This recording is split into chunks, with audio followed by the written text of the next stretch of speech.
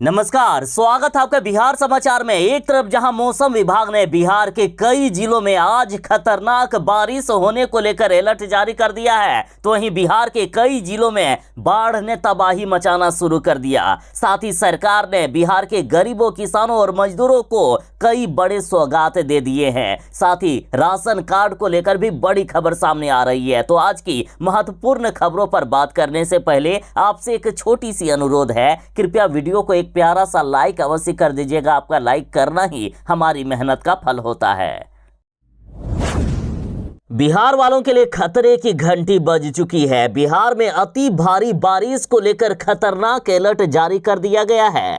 बीते कुछ दिनों से बिहार में मानसून कमजोर पड़ा हुआ था, लेकिन अब पूरे बिहार में मानसून सक्रिय हो गया है और खास करके इन दिनों आसमान से सीधा मौत बरस रही है। वज्रपात को लेकर बिहार में हाई अलर्ट जारी किया गया। साथ ही लोगों को खराब मौसम में घर से नहीं निकलने की सलाह दी गई है। मौसम विभाग ने कहा कि अगले 2 दिनों तक बिहार में अति भारी बारिश होगी और जिन जिलों में सबसे ज्यादा बारिश होने वाली है उन जिलों में पश्चिमी चंपारण, पूर्वी चंपारण, सीतामढ़ी, मुजफ्फरपुर, मधुबनी, सुपौल, दरभंगा, मधेपुरा, अररिया, किशनगंज, पूर्णिया, कटिहार, भागलपुर, बांका, बेगूसराय, समस्तीपुर, नालंदा, औरंगाबाद, सारण, सिवान, गोपालगंज, पटना, खगड़िया और सहरसा जिला शामिल है। और साथ ही मौसम विज्ञान केंद्र पटना ने बाकी बचे बिहार के जिलों में कहीं मध्यम दर्जे की तो कहीं हल्की बारिश की संभावना जताई है।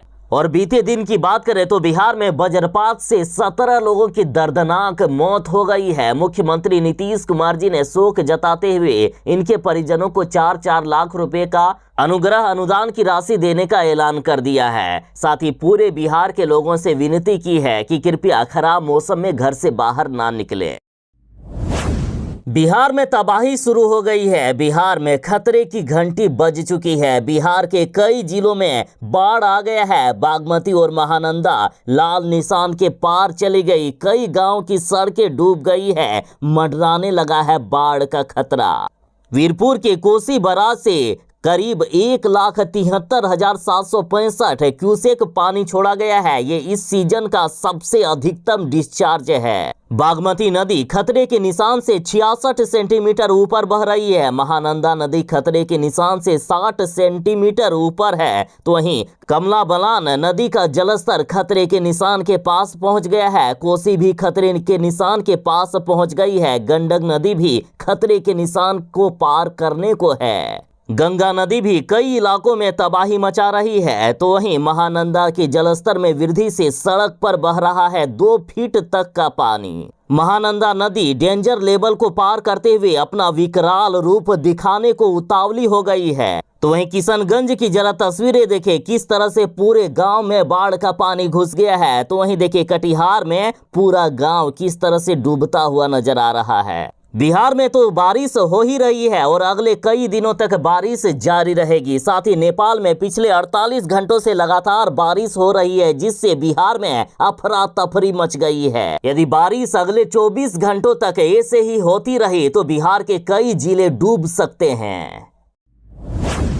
बिहार के करोड़ों गरीबों का राशन कार्ड बंद होने वाला है। देखिए, जिन्होंने अपने राशन कार्ड को आधार कार्ड से लिंक नहीं करवाया है उन सभी गरीबों का राशन कार्ड हमेशा हमेशा के लिए बंद कर दिया जाएगा। पटना जिले की बात करें तो ऐसे गरीबों की संख्या 8,39,000 के करीब बताई जा रही है। तो वहीं पूरे बिहार की बात करें तो 1,21,00,000 ऐसे गरीब हैं जिन्होंने अभी तक अपने राशन कार्ड को आधार कार्ड से लिंक नहीं किया है। पहले 30 जून तक लास्ट डेट रखा गया था और अब आधार कार्ड से राशन कार्ड को लिंक कराने के लिए 31 अगस्त तक का समय दे दिया गया है। सोचिए, यदि 30 जून को ही राशन कार्ड बंद कर दिया गया होता तो इन गरीबों का क्या होता। अतः अभी भी समय है। जिन्होंने अभी तक ई-केवाईसी नहीं करवाया है, 31 अगस्त तक समय है, अपने राशन कार्ड को आधार कार्ड से लिंक करवा लें। और साथ ही एक जरूरी सूचना, जो 6 महीने तक राशन का उठाव नहीं करेंगे उनका भी राशन कार्ड रद्द कर दिया जाएगा।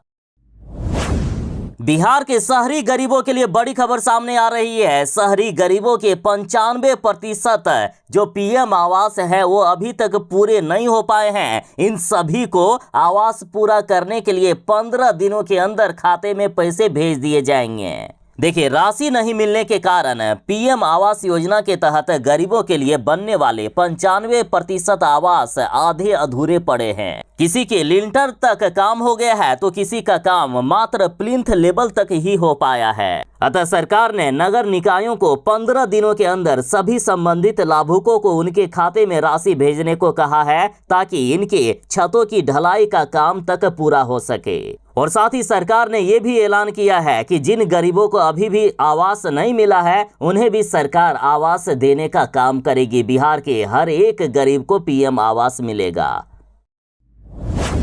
बिहार वालों के लिए बड़ी खबर है, बिहार में जल्द ही होगी 3270 आयुष चिकित्सकों की नियुक्ति और इसके लिए जल्द ही विज्ञापन आने वाला है। सीट शेयरिंग का फॉर्मूला जारी कर दिया गया है। देखिए, बिहार में 3 सालों से चली आ रही 3270 आयुष चिकित्सकों की नियुक्ति की बाधा अब खत्म हो गई है। सुप्रीम कोर्ट के आदेश के बाद सरकार ने आयुष क्षेत्र के आयुर्वेद, होम्योपैथ और यूनानी विद्या के बीच सीटों के शेयरिंग का फॉर्मूला जारी कर दिया है। 3270 आयुष चिकित्सकों में से आयुर्वेद के डॉक्टरों की 1665 सीटों पर बहाली होगी, तो वहीं होम्योपैथ के डॉक्टरों के 981 पदों पर बहाली हो रही है और यूनानी डॉक्टरों के हिस्से में 654 सीटें प्राप्त हुई है। और बिहार सरकार के ऐलान के अनुसार जल्द ही इसके लिए विज्ञापन जारी कर दिया जाएगा, फिर आप फॉर्म भर सकते हैं। बिहार के पशुपालकों के लिए बड़ी खबर है। देखिए, बिहार में पशु चिकित्सक की कमी के कारण, और यदि पशु चिकित्सक हैं भी तो काफी दूर में रहते हैं, जिसके कारण कई पशुपालकों की पशुएं बीमार होने पर मर भी जाती है। लेकिन अब ऐसा नहीं होगा। बिहार में अब पशुपालकों को मोबाइल से सलाह दी जाएगी और इसके लिए 1333 पशु चिकित्सक पदाधिकारी को मिलेगा मोबाइल। देखिए, मत्स्य संसाधन विभाग की ओर से 1,99,00,000 रुपया 1333 पशु चिकित्सक पदाधिकारी को मोबाइल व सिम कार्ड देने के लिए स्वीकृति दे दी गई है। यदि एक बार आपने पशु चिकित्सक का नंबर ले लिया तो दूसरे किसी का नंबर लेने की जरूरत भी नहीं पड़ेगी, क्योंकि पशु चिकित्सकों के स्थानांतरण या किसी कारण से निर्धारित क्षेत्र से कहीं और चले जाने पर भी इनका नंबर नहीं बदलेगा। आप पशु चिकित्सकों से मोबाइल पर ही अपनी समस्या बता सकते हैं, पशुओं का इलाज करवा सकते हैं, साथ ही दवा भी बता दिया जाएगा। दवा को आप मार्केट से खरीद कर ला सकते हैं और पशु को खिलाकर उसे ठीक किया जा सकता है। और साथ ही बिहार की जीविका दीदियों को भी पशु के इलाज करने की ट्रेनिंग दी जा रही है। ये जीविका दीदियां गांव-गांव में जाएगी और पशुओं का इलाज करेगी और उसके बदले पशुपालकों से पैसे लेकर अपनी आमदनी भी कर सकती है। बिहार में 5 दिनों का मानसून सत्र चला, लेकिन इसमें सिर्फ विधानसभा की कार्यवाही 3 घंटे 18 मिनट ही चल पाई। बिहार में जनता के मुद्दे पर कोई ध्यान ही नहीं दे रहा है। शोषण होता है ना, शोषण से भी ज्यादा खतरनाक तरीके से बीजेपी और महागठबंधन वाले आपस में लड़ रहे हैं। मानसून सत्र पर जनता के टैक्स के पैसे के लाखों रुपए खर्च कर दिए गए, लेकिन जनता से जुड़े एक भी सवाल नहीं किया गया। सिर्फ महागठबंधन और विपक्षी दल एक दूसरे को कोसने में, कभी कुर्सी तोड़ने में, कभी एक दूसरे को गाली देने में समय बिता दिए। खास करके बीजेपी वालों ने इतना हंगामा किया कि 2 विधायकों को मार्शल ने टांग कर बाहर खींचकर निकाल के फेंक दिया। बीजेपी वालों ने विधानसभा में कई कुर्सियां तोड़ कर रख दी, तो इधर विधानसभा अध्यक्ष ने कहा है कि कुर्सी उठाने वाले और तोड़ने वालों पर कार्रवाई होगी। और इधर ईटीवी भारत ने कहा है कि सदन चलाने पर करोड़ों रुपए खर्चे हो गए हैं। हजारों की संख्या में पुलिस बल को लगाया गया और सत्र से पहले कई विभागों के साथ मैराथन बैठक चली। सभी दलों के साथ सर्वदलीय बैठक भी की गई, लेकिन जनता से जुड़े एक भी सवाल नहीं किया गया। पूरा ये मानसून सत्र सिर्फ हंगामे में पार हो गया। उत्तर बिहार के कई जिलों में बाढ़ के कारण तबाही मच गई है। अररिया की ही बात करें तो अररिया में बाढ़ का कहर जारी है। ग्रामीण और शहरी इलाकों में पानी घुस गया है। लोग अपने घर द्वार को छोड़कर भागने को मजबूर हो गए हैं। लगातार हो रही बारिश के कारण जिले की कई प्रमुख नदियां उफान पर है, जिसके चलते ग्रामीण और शहरी क्षेत्र में बाढ़ का पानी घुस गया है। सड़कों पर 2 से 3 फीट पानी बह रहा है और गरीबों के घर जिनके कच्चे हैं उनके घर भी गिर गए हैं। फसलें तबाह हो गई है, करोड़ों का नुकसान हो गया है। और लगातार बारिश होता ही जा रहा है। लोग इस बात को लेकर चिंतित हैं कि अगर बारिश बंद नहीं हुई तो आगे हालात और भी बद से बदतर हो सकती है। बिहार के साथ नेपाल में भी लगातार बारिश हो रही है। नेपाल के पहाड़ी इलाकों में लगातार हो रही बारिश के कारण जिले से होकर बहने वाली पहाड़ी नदियों में उफान है। नूना, बकरा, परमान, कनकई, लोहनदरा जैसी कई नदियों का जलस्तर तेजी से बढ़ रहा है। ये नदियां यहां तबाही मचाने को तैयार है।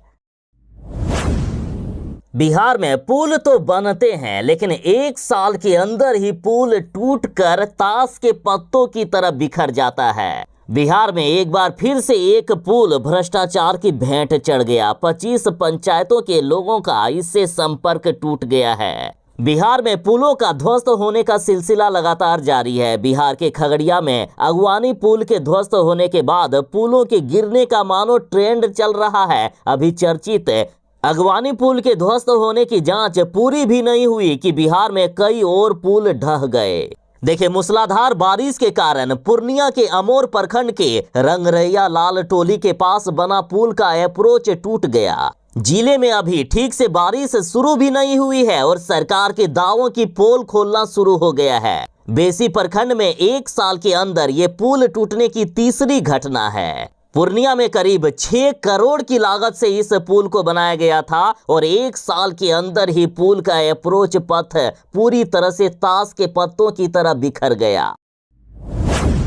भारत ने पहली बार वो करके दिखा दिया है जो आज तक कभी नहीं हुआ। पीएम मोदी को मिला है फ्रांस का सर्वोच्च नागरिक सम्मान।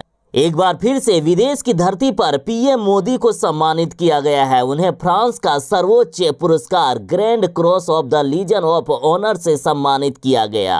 यह सर्वोच्च फ्रांसीसी नागरिक सम्मान है। इसके साथ ही पीएम मोदी ये सम्मान पाने वाले पहले भारतीय पीएम बन गए। पीएम मोदी ने भारत की जनता की ओर से इस सम्मान के लिए फ्रांस के राष्ट्रपति मैक्रों को धन्यवाद दिया। 13 जुलाई को बीजेपी वालों ने विधानसभा मार्च किया, जिसमें से पुलिस की लाठीचार्ज के कारण एक बीजेपी नेता की जान चली गई और साथ ही कई माननीयों को भी लाठी डंडे से पीटने का काम किया गया।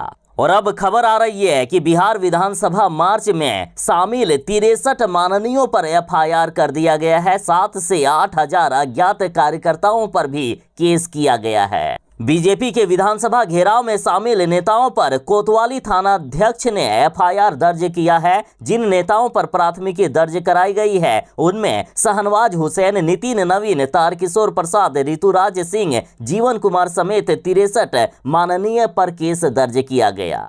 13 जुलाई को बीजेपी द्वारा किए गए विधानसभा मार्च में बीजेपी नेताओं को दौड़ा दौड़ा कर पीटा गया। एक बीजेपी नेता विजय सिंह को इतना मारा गया कि इनकी जान ही चली गई। और इधर बड़ी खबर है कि बीजेपी की केंद्रीय टीम आज 15 जुलाई को पटना आ रही है। ये टीम लाठीचार्ज मामले की जांच करेगी, साथ ही मृतक के परिजनों से भी मुलाकात करेगी। देखिए, प्रशासन की बर्बरता एवं राज्य सरकार के तानाशाही रवैये की जेपी नड्डा ने घोर निंदा की है। साथ ही पुलिस लाठीचार्ज में मारे गए पार्टी कार्यकर्ता विजय सिंह की मौत पर गहरा दुख व्यक्त किया है।